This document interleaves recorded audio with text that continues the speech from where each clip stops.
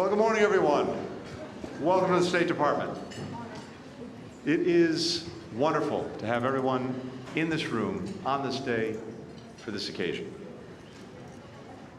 76 years ago, a year before the treaty that created NATO was signed, President Truman signed into law two other documents that proved foundational for America's lasting security. The first, on June the 12th, 1948, allowed women to serve as regular members of the United States military. The second, just 6 weeks later, banned segregation in our armed forces. Both reforms faced resistance and skepticism in the United States. Congress held hearings to debate the merits of permitting women to serve in the same capacity as men.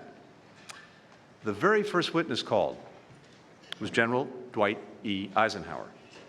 Asked why he supported the reform, his answer was simple: we need them. The same is true today for virtually every one of NATO's strategic objectives. To achieve them, we have to meaningfully include women at every level. As we know, the evidence shows that when women enjoy greater physical security, when their rights are respected, when societies have higher levels of gender equality, entire countries are more stable, they're more prosperous, they're more peaceful. And when women are meaningfully involved in making and keeping the peace, it is more likely to endure. This is not just a women's issue. It's a national security issue, an economic issue, and yes, a moral issue as well, including for NATO, which was built on a shared commitment to defend liberty, to defend democracy, to defend the rule of law. Living up to that commitment is also vital to the strength and well-being of our nations and our citizens.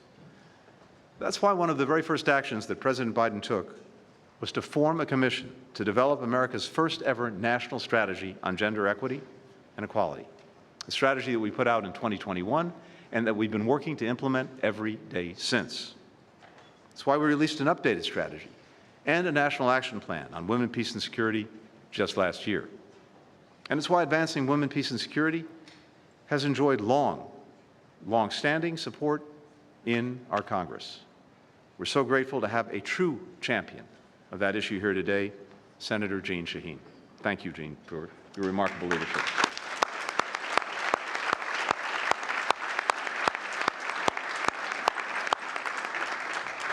And yet, despite the overwhelming evidence of the benefits of ensuring that women have a leading role in making and keeping peace, despite the real progress that we've made on this issue over the last few years, we've still got our work cut out for us. So today, I'd like to briefly focus on three areas where NATO's enduring effectiveness demands that we do more. First, we have to continue to improve the meaningful participation of women and girls in all of their diversity. If we let obstacles and biases stand in the way of their full participation, we're simply not building the strongest alliance that we can. Consider that of the 32 allies, 6 have women who are permanent representatives. One of the 6 happens to be our ambassador to NATO, Julie Smith.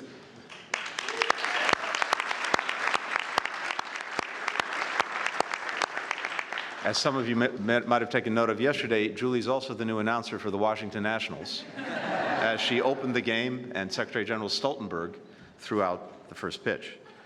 But Ambassador Smith represents the United States at NATO not because she's the best woman for the job, but because she's the best person for the job. Just as was true of her two predecessors, Victoria Nuland and Kay Bailey Hutchison. But how many women like Julie are out there in every NATO country who have been held back from reaching their full potential? And how much of our nations, how much is our alliance lost as a result? Second, we need to fully integrate strategic thinking about women, peace, and security across all of our efforts, particularly in addressing some of the 21st century challenges like those posed by digital technology. This technology has, of course, immense potential to amplify the voices of women and girls. But it's also increasingly being exploited to enable online harassment, to enable online abuse. Women, girls, LGBTQI+ people, particularly those in public life, political, civil society leaders, are especially vulnerable to this violence. Such attacks not only harm their victims, they have a chilling effect on the participation of women and girls and other underrepresented groups. This is a threat to the health of our democracies, and we're taking steps to push back. In 2022, we launched the Global Partnership for Action on Gender-Based Online Harassment and Abuse to help us better understand, better prevent, better counter these attacks. 15 nations have partnered with the United States in this effort, including 5 of our NATO allies, and I strongly encourage others to join in this effort. Third, we need to share best practices in women, peace, and security beyond our alliance. That will make our partners stronger. It will make them more stable. It will help prevent and diminish drivers of instability in other parts of the world, which increasingly affect our own security. And just to give you a couple of quick examples. This year, the U.S. launched Women, Peace, and Security regional centers in Colombia and Kosovo. We're grateful to have President Osmani here with us today. President Osmani was instrumental in the launch of this initiative. It's already demonstrating the way these centers can serve as hubs for ideas and for innovation. In the months ahead, we'll launch a third center in the Philippines. And these hubs bring together government, civil society, academia, the private sector, to collaborate on tackling the challenges that we're talking about here today. Last year, the U.S. military launched its first ever Women, Peace, and Security Cooperation Initiative in the Indo-Pacific. Together with Australia and New Zealand, we've held trainings to help the militaries in 11 partner nations integrate the gender dimension of threats into their own planning, into their own operations, such as how to draw on the leadership of women and girls in responding to natural disasters, including their knowledge of the most vulnerable populations and how most effectively to reach them and support them. We're training and empowering women's civil society groups and peace builders so that they can play a leading role in building peace and building free and open societies and negotiating the end to conflicts. Even, and maybe even especially, in places where those in power ruthlessly repress the rights of women and girls, like Afghanistan. For even as the Taliban denies them the right to go to school, to go to work, to move freely and participate in public life, women and girls continue to fight for their right to build a brighter future for themselves and for their country. As they do, we're working every day to support their efforts, working with governments, with NGOs, with the private sector, with academia, to help Afghan women and girls keep studying, to build their skills, to build their connections, to work remotely. We also continue to rally global pressure on the Taliban to reverse these repressive policies, which are hurting all Afghans. And we continue to partner with women in places where we see ongoing fighting, like Sudan and like Ukraine.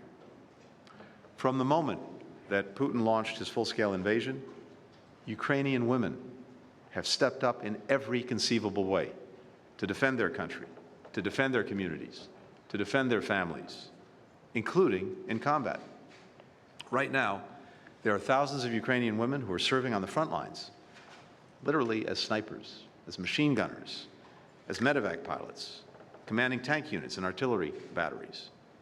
Every day, they prove that valor has no gender.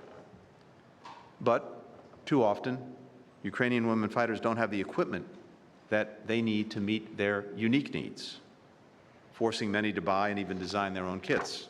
Today, we're taking a step to fix that by announcing that NATO allies will provide more than $7 million to purchase equipment for women in Ukraine's armed forces, including more than 10,000 bulletproof vests, uniforms, boots. We applaud every ally that's come forward to help in this initiative.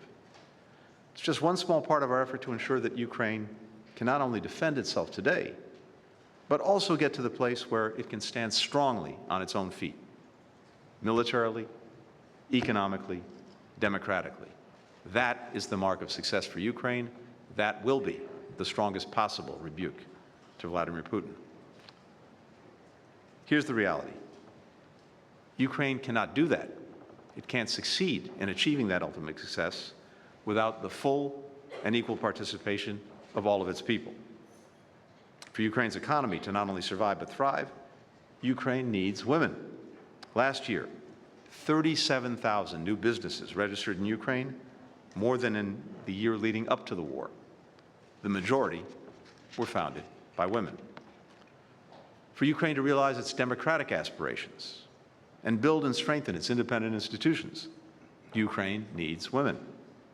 We see that in the Ukrainian women working as anti-corruption and human rights activists, independent judges and prosecutors, reporters in the country's free press.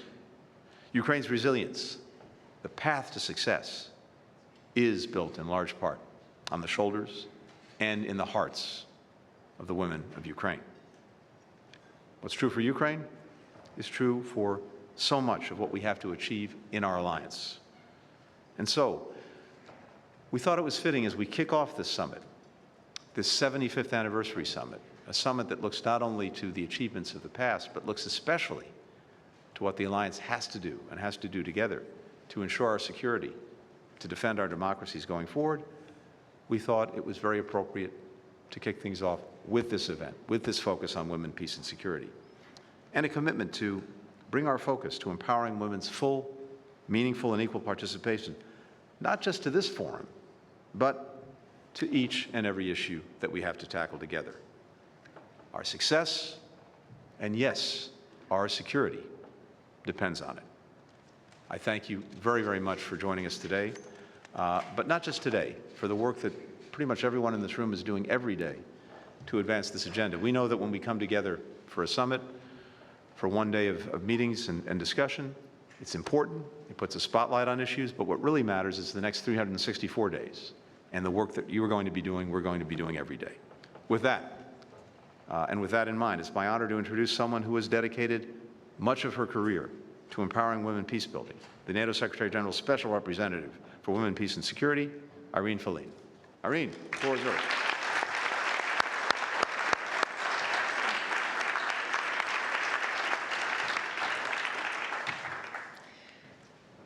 Distinguished ministers, excellencies, dear friends, it is a true honor and an utmost pleasure for me to have the opportunity to address you today on the occasion of the Women, Peace and Security reception.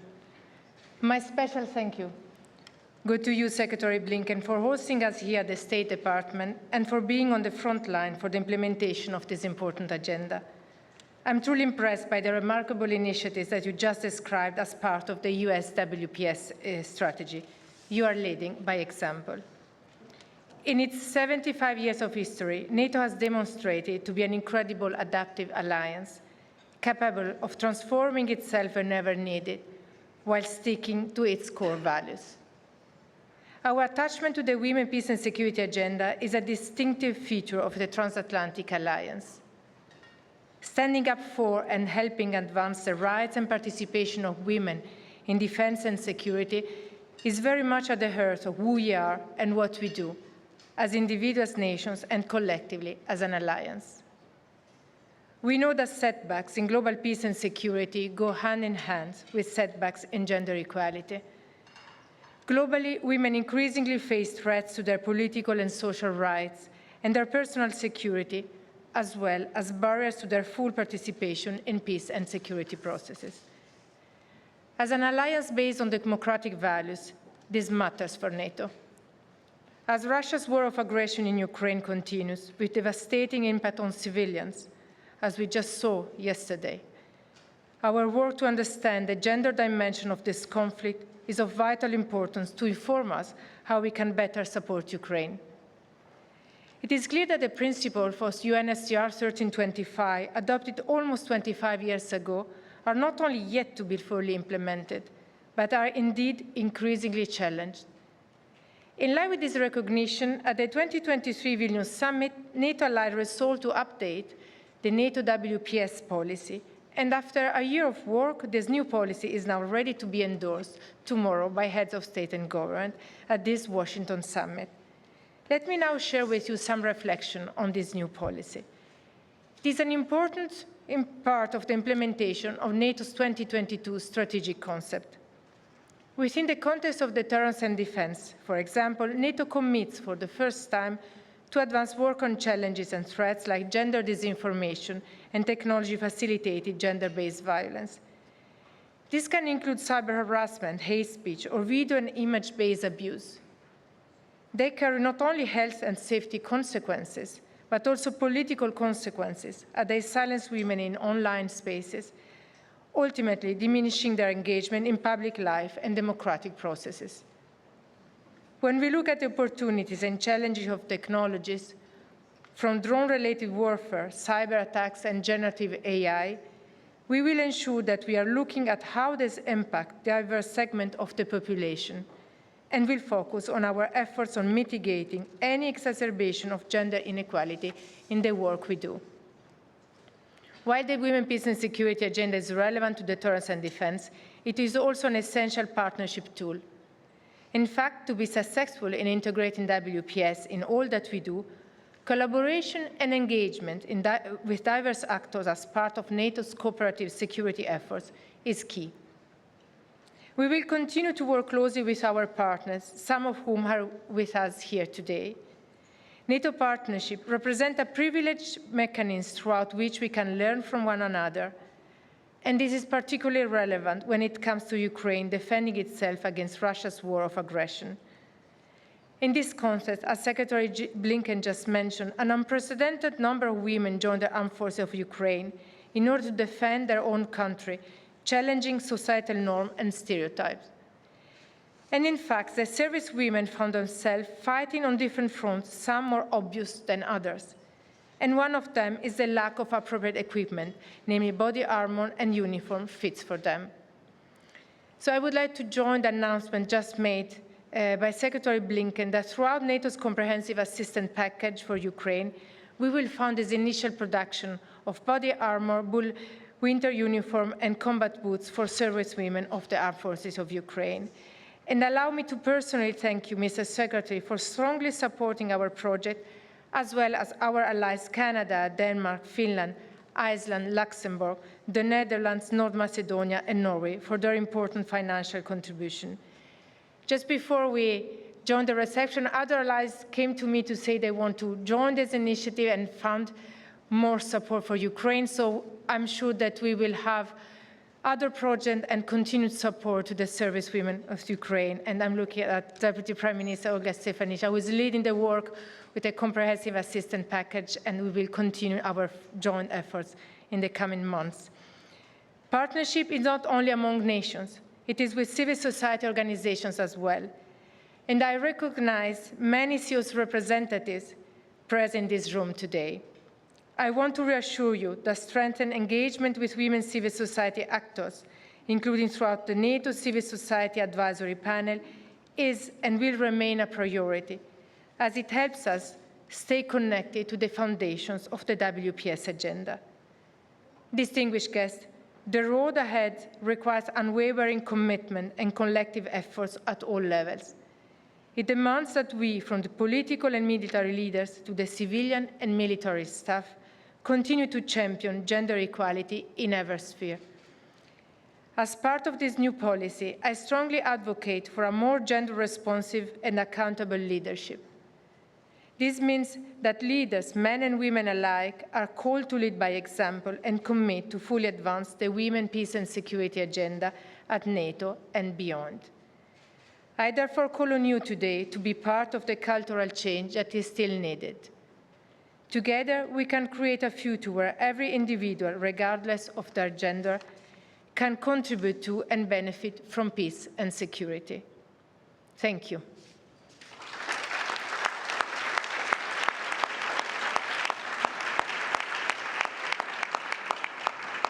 I would like now to pass the floor to Ms. Þórdís Gylfadóttir, Minister of Foreign Affairs of Iceland.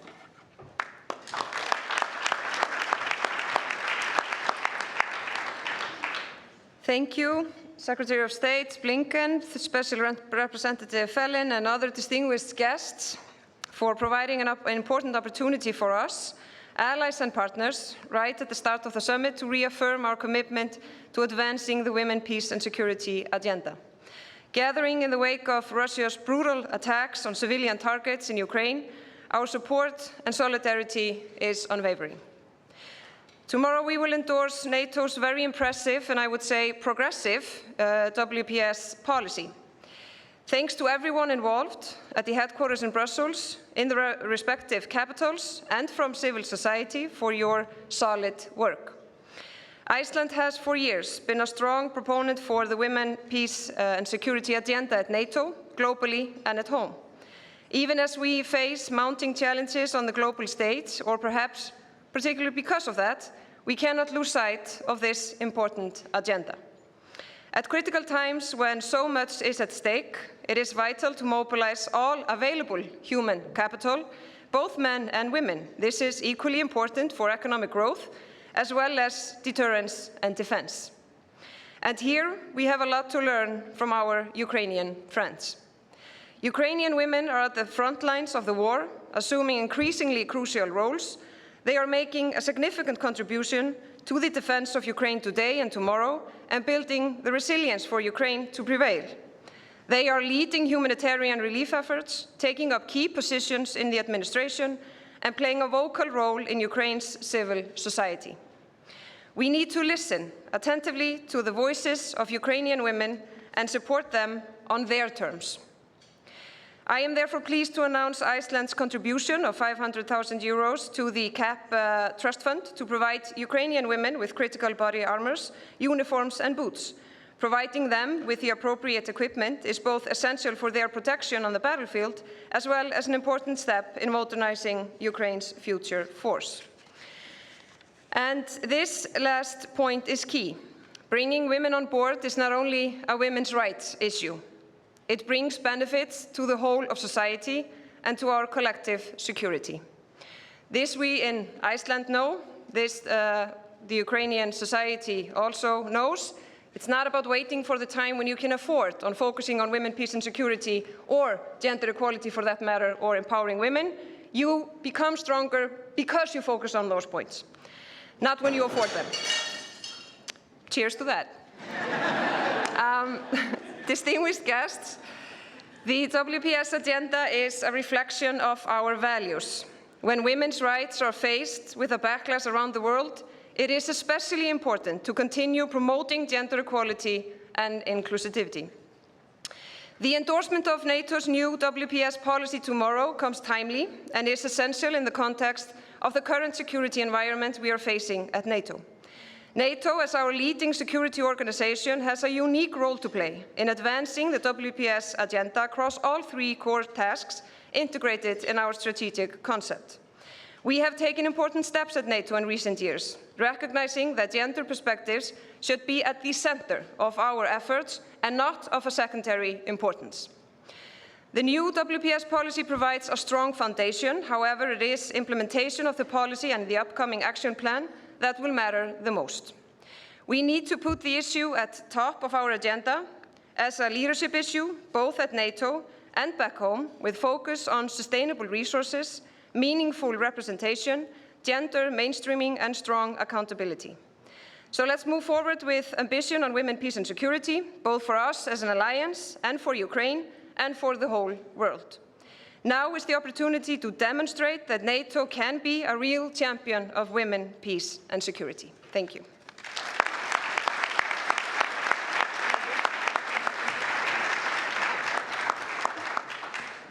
Good morning, everyone. Welcome to all of you who are here from outside of the United States to the 75th NATO Summit. We're delighted to have you here. We wish it were a little cooler in Washington, but now I know all of you are saying, I understand why Secretary Blinken's here. We understand why the NATO representative for WPS is here. We understand why the foreign minister from Iceland is here. But why is that senator from New Hampshire here?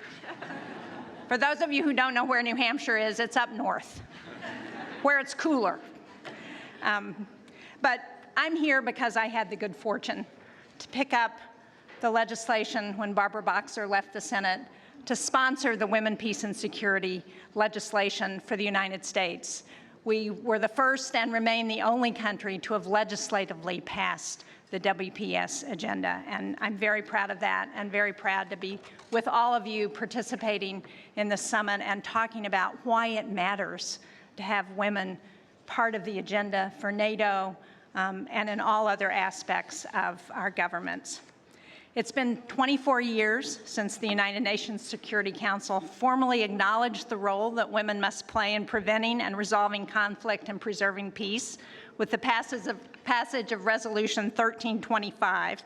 And for the last 2.5 decades, the United States, NATO, and our allies have stepped up to put into action the core values that underline WPS.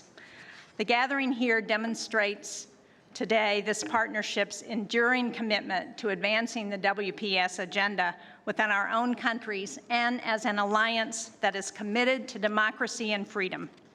So fundamentally, WPS acknowledges the disproportionate impact that conflict has on women, but also the essential role that women play in preventing violence, resolving conflict, and ensuring peace. And I'm sure that most of you here are familiar with the often cited statistic, but I think it's worth repeating, that women's involvement in peace negotiations increases the probability of a peace agreement lasting 15 years by 35%. It makes a difference. This is a measurable impact that we can't afford to ignore. NATO is a military alliance, but it's also a values-based alliance. It's joined together by our common commitment that to advance our collective security, everyone needs a seat at the table. It's a privilege to have sponsored that legislation, and bipartisan, bicameral support has never been more important than it is today. At a time when it feels like national security has never been more subject to the change of administrations, Congress has reaffirmed its steadfast commitment to our NATO alliance and our WPS agenda. I've been honored to work with many of you here today to advance that agenda within the United States and abroad. This summit is an important opportunity to reaffirm our commitment to Ukraine also as they defend their country against an unprovoked Russian invasion. Ukrainian women, as everyone here has said, have been central to the war effort since day one. They've served on the front lines, they've represented their country abroad, they've led efforts to preserve democracy at home and ensure the safety of the Ukrainian people. It is necessary that this summit send the powerful message that we stand with Ukrainian women who are leading the on-the-ground response. You can clap for that, folks. Wake up, come on.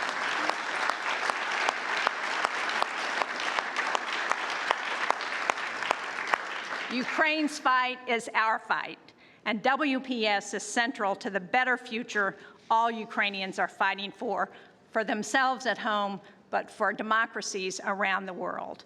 This summit is an opportunity to reaffirm our commitment to advancing that agenda.